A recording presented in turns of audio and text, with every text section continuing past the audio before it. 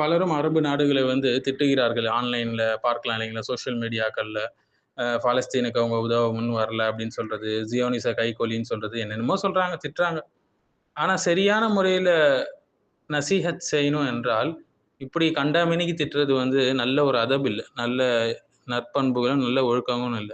ஷேக் அல்பானி கூட வந்து கிரிட்டிசைஸ் பண்ணியிருக்கிறாங்க. ஆ காஃபிர் நாட்டு படைகளை வந்து அரபு நாட்ல வந்து பாதுகாப்பு கோர்றது வந்து அது சரியில்ல.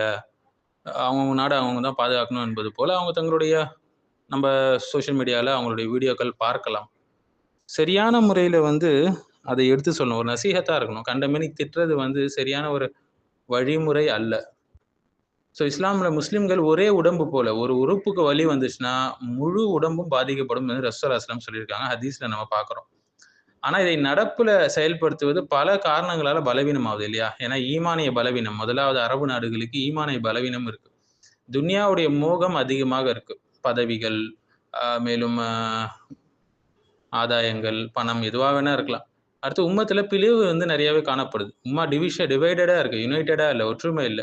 அதிகாரத்த காப்பாத்திக்கணுன்ற பயமே ஒருத்தர் ஒருத்தர் வந்து மௌனமாக இருப்பதற்கு காரணமாக இருக்கு. நபி ஸல்லல்லாஹு அலைஹி வஸல்லம் முன்னாடியே சொன்னாங்க இத. நீங்கள் அதிகமாக இருப்பீங்க.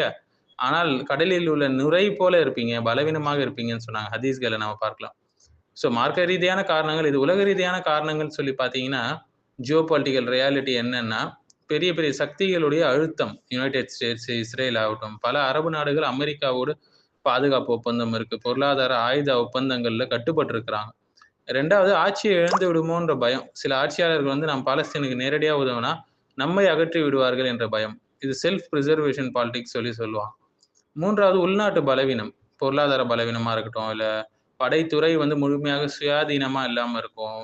மக்கள் அழுத்தம் வந்து அரசியல் முடிவுகள், இது எல்லாமே வந்து இதற்கு காரணமாக இருக்கு. அடுத்து அரப் டிவிஷன். அரபு நாடுகள் ஒன்றாக இல்ல. ஒவ்வொரு நாட்டுக்கும் தனி அரசியல் அஜெண்டா இருக்கு. சில நாடுகள் உறவு வச்சிருக்கு. சில அரபு நாடுகள் இஸ்ரேலுடன் டிப்ளோமேட்டிக் டைஸ் வைத்திருக்கிறாங்க. இது அவர்களின் நடவடிக்கையை கட்டுப்படுத்துது.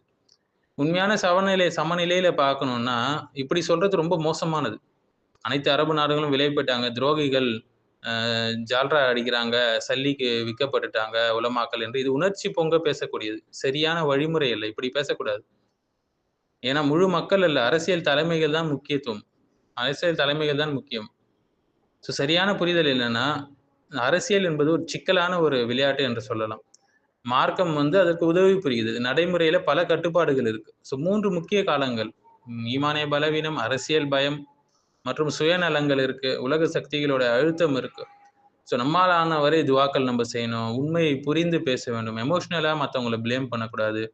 உதவி செய்யக்கூடிய வழிகள்ல உதவி செய்யணும். அது சதக்காக்களா இருக்கட்டும், அவேர்னஸா இருக்கட்டும், கல்வியை கற்றுக் குடுப்பது, பரப்புறதா இருக்கட்டும். உம்மத்துடைய ஒற்றுமைக்கு வந்து முயற்சி செய்யணும். சிலர் என்ன சொல்றாங்க,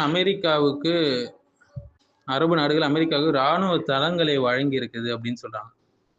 எல்லாமே தூர நோக்கத்தோட நம்ம பேசணுங்க. எடுத்தாம் போக்குல, குருட்டாம் போக்குல நம்ம பேசக்கூடாது. இன்று பல முஸ்லிம்களுக்கு ஈரான் பிரச்சனை மட்டும் தான் கண்ல தெரியுது. அதற்கு முன் நடந்த வரலாறுகள் எல்லாத்தையும் மறந்துட்டாங்க. சமூக ஊடகங்கள்ல நாம் எல்லாம் அறிவாளிகள் என்று ஈரானை என்ன செஞ்சாங்க? ஆதரிச்சு பேச ஆரம்பிச்சுட்டாங்க. 2020க்கு முன்னாடி சிரியா மீது ஷியா எவ்வளவு மோசமான கொடூரங்களை கட்டவிழ்த்து விட்டாங்க. குறிப்பாக ஈரான் மற்றும் அதனுடைய கூட்டாளிகள் பார்த்தீங்கன்னா, தாக்குதல் நடத்திய போது அதே மக்கள் ஈரானை கடுமையாக விமர்சிச்சாங்க. யாரெல்லாம் இன்னைக்கு தூக்கி வச்சு பேசுறாங்களோ. ஆனா என்ன செய்யறது? ஞாபக மறதி அதிகமாயிடுச்சே உம்மத்துல. முஸ்லிம்கள் பல அநியாயங்களையும் மறந்து விடுறாங்க சீக்கிரமா. ஆனா இஸ்லாத்தை ஹிக்மத்துடன் பாதுகாக்க நினைப்பவர்கள் வரலாற்றை ஒருபோதும் மறக்க மாட்டாங்க. சரியா கைட் பண்ணுவாங்க. ஏன் வளைகுடா அரபு நாட்டுல அமெரிக்க ராணுவ தளங்கள் இருக்குது அப்படின்னு சொல்லி கேட்டா, காசுக்காக ஆயுதம் தூக்க போர் செய்யல. மாறாக இதனுடைய வரலாற்று பின்னணியை நம்ம விரிவாக தெரிஞ்சுக்கணும். ஒவ்வொரு சம்பவத்தையும் தனித்தனியாக அதனுடைய சூழ்நிலைகள் என்ன, காரணங்கள் என்ன, விளைவுகள் என்ன, இது இந்த 3த்தையும் இணைத்து பார்க்கணும். முதல்ல 1979ல உலக முஸ்லிம் அரசியல்ல ஒரு பெரிய திருப்புமுனை இருந்தது. அந்த ஆண்டுல நடந்த ஈரானிய புரட்சியின் மூலியமாக ஷா ஆட்சி குலைஞ்சிருச்சு.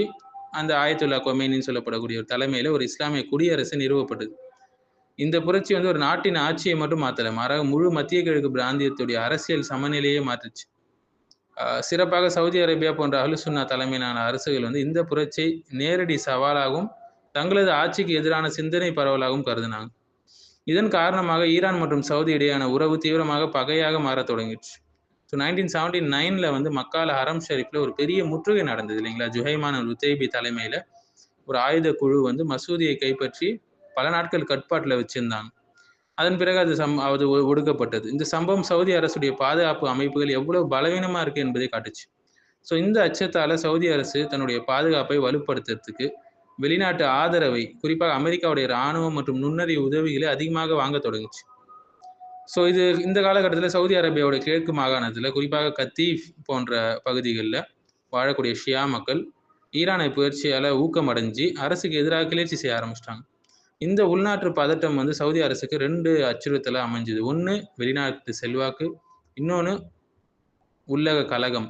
ஸோ இதனால பாதுகாப்பு கூட்டணிகள் அவசியமாச்சு என்ற புரிதல் வலுவடைஞ்சிச்சு அவங்களுக்கு. 1990லேருந்து 1991 காலகட்டத்தில் நடந்த குவைத் மீது ஈராக் நடத்திய தாக்குதலில் மற்றும் அதன் பிறகு நடைபெற்ற வளைகுடா போர் வந்து ரொம்ப முக்கியமான விஷயங்கள். சதாம் ஹுசேன் தலைமையிலான ஈராக் குவைத்தை கைப்பற்றிய போது, ஈராக் இன்வேஷன் ஆஃப் குவைத்னு சொல்லுவாங்க, சவுதி அரேபியாவுக்கும் நேரடி அச்சுறுத்தல் உருவாச்சு, அடுத்து நம்ம தான். ஸோ இந்த சூழ்நிலையில சவுதி அரசு அமெரிக்க தலைமையிலான கூட்டணி படைகளை தன்னுடைய நிலப்பரப்புல அனுமதிச்சுது. இதன் மூலம் அமெரிக்க ராணுவம் வளைகுடா பிராந்தியத்துல நிரந்தரமாக நிலை பெறத்துக்கு அடித்தளம் வைக்கப்பட்டுச்சு. சில உலமாக்கள் இதற்கு ஃபத்வா கொடுத்தாங்க, வாங்கிக் கொள்ளலாம் உதவி என்று. ஸோ 1987 மக்கா சம்பவம் ஹஜ்ஜின் போது ஈரானிய இந்த பில்கிரிம்ஸ் இருக்கிறாங்களா, சவுதி பாதுகாப்பு படையினருக்கும் இடையே ஏற்பட்ட மோதல்கள், நூற்றுக்கணக்கானோர் கொல்லப்பட்டாங்க. 1996 நம்ம பார்க்கலாம், சவுதி அரேபியாவில் நடந்த கோபார் டவர்ஸ் குண்டுவெடிப்பு இந்த பாதுகாப்பு அச்சத்தை மேலும் வலுப்படுத்துச்சு. ஸோ அமெரிக்க இராணுவத்தினர் தங்கியிருந்த குடியிருப்பு வளாகத்தில் நடந்த இந்த தாக்குதலில் 19 அமெரிக்க வீரர்கள் உயிரிழந்தாங்க. இதற்கு பின்னர் ஈரான் ஆதரவு பெற்ற ஹிஜாஸ் ஹிஸ்புல்லா அமைப்புகள் வந்து இருந்ததாக அமெரிக்கா மற்றும் சவுதி அரசு நம்புச்சு. இதனால ஈரானுடைய மறைமுக போர் நடவடிக்கைகளை எதிர்கொள்றதுக்கு அமெரிக்கா இராணுவத்துடைய இருப்பு அவசியம் என்ற எண்ணம் அவங்களுக்கு மேலும் வலுப்படுத்தப்பட்டது. ஸோ 2003 வந்து அமெரிக்கா வந்து ஈராக் மீது போர் தொடங்கிய பிறகு அந்த நாட்டுடைய அரசியல் அமைப்பு வந்து முற்றிலும் சிதறி போச்சு. அதன் பின்னர் ஈராக்ல ஷியா ஆதிக்கம் அதிகரிச்சது, ஈரான்ல செல்வாக்கு மிகுந்த அளவுல விரிந்தது. இதனால் வளைகுடா சுன்னி நாடுகள் தங்களை சுற்றி வளைக்க முயற்சி நடைபெறுகிறது என்ற அச்சத்துல விழுந்துட்டாங்க. 2011 வந்து அரபு வசந்தம் என்று அழைக்கப்படக்கூடிய போராட்ட அலை வந்து பல நாடுகளில் பரவுச்சு. பஹ்ரைன்ல பெரும்பான்மையாக இருந்த ஷியா மக்கள் வந்து அரசுக்கு எதிராக போராட்டங்களை நடத்தினாங்க.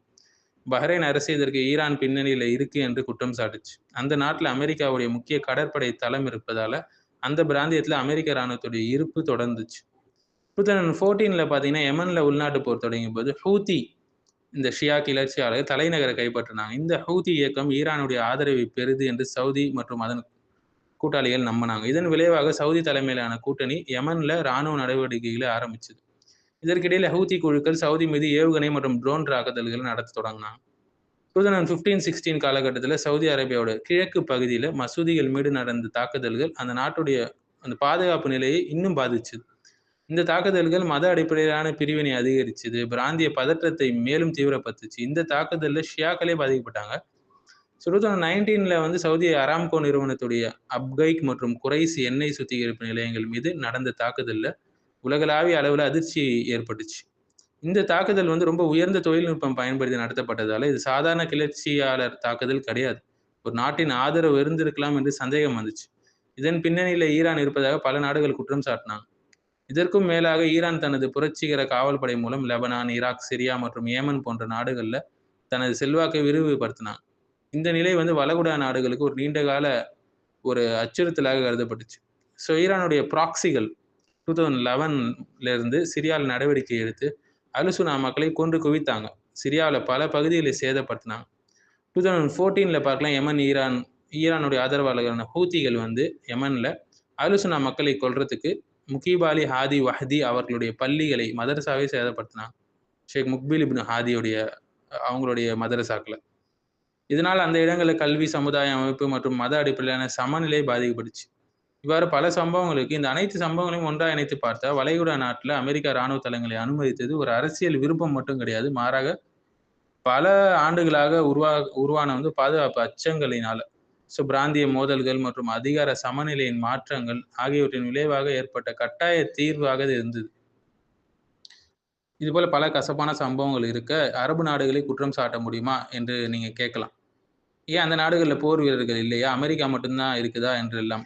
ஸோ அமெரிக்காவுக்கு அரபு நாடுகள் படைகளை செலவழிப்பதில்லை. ஏன் என்றால் பெட்ரோல் அனைத்தும் டாலர்களில் வர்த்தகம் பெட்ரோ டாலர் நடைபெறுது. ஸோ இதனால் அமெரிக்காவுக்கு பெரும் லாபம் கிடைக்குது. அதற்கு மேலாக அரபு நாடுகளில் உள்ள இராணுவ வீரர்கள் வந்து ஈரானுடைய படைகளுக்கு நிகராக இல்லை. மேலும் நவீன ஆயுதங்களும் அவங்ககிட்ட கிடையாது. எனவே அரபு நாடுகள் அமெரிக்காவை சார்ந்து இருக்கிறாங்க. மத்திய கிழக்கு நாடுகள் மற்றும் அமெரிக்காவுடைய மக்கள் தொகை பார்த்தீங்கன்னா, இராணுவ பலம்லாம் பார்த்தீங்கன்னா, அமெரிக்காவில் மக்கள் தொகை வந்து 34.9 கோடி. தீவிர பணியில் இருக்கிறவங்க 13.3 லட்சம் பேர், மொத்தம் 21 லட்சம் பேர். ஈரானுடைய மக்கள் தொகை பார்த்தீங்கன்னா 9.32 கோடி. மொத்த இராணுவம் வந்து 11.8 லட்சம் பேர்.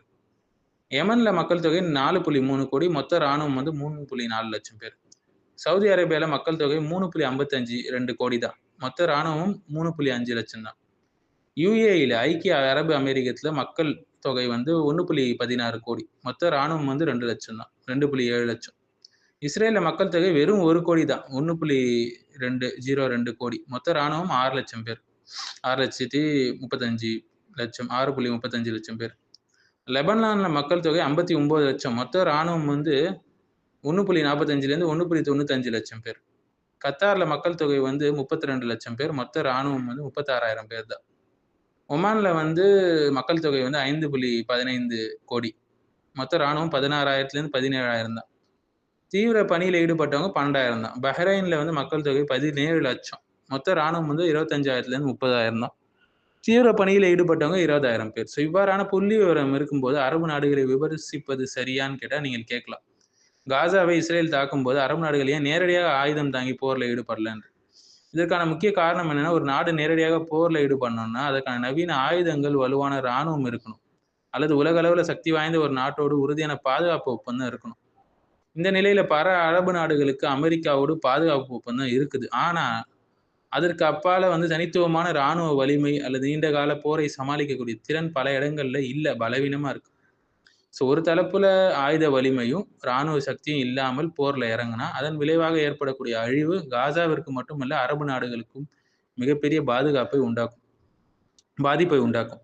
ஸோ காரணம், இந்த மோதல் நேரடியாக இஸ்ரேலை மட்டுமல்லாமல் அதன் பின்னணியில் உள்ள அமெரிக்காவுடனான மோதலாக அது இன்னும் சிவியரா மாறும். அப்படிப்பட்ட சூழ்நிலையில அரபு நாடுகளுடைய மொத்த இராணுவ வலிமை கூட அமெரிக்காவுடைய இராணுவ வலிமைக்கு ஈடாக இருக்காது. மேலும் அமெரிக்காவுடைய நேரடி போர் ஏற்பட்டால் அதன் தாக்கம் அரபு நாடுகளுக்கு மட்டும் இல்லாமல் உலகம் முழுவதும் உள்ள முஸ்லிம்களுக்கும் ஏற்படும்.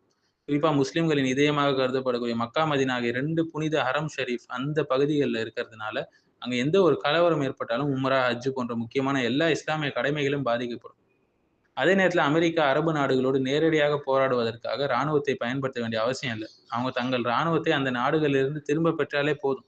அந்த நாடுகளில் உள்ள உள்நாட்டு பிரிவினைகள், குறிப்பா ஷியா சுன்னி மோதல்கள் மற்றும் ஈரானுடைய அரசியல் தலையீடுகள் போன்றவை காரணமாக அந்த நாடுகள் உள்நாட்டு குழப்பத்துக்கு தள்ளப்பட வேண்டிய வாய்ப்பு அதிகமா இருக்கு.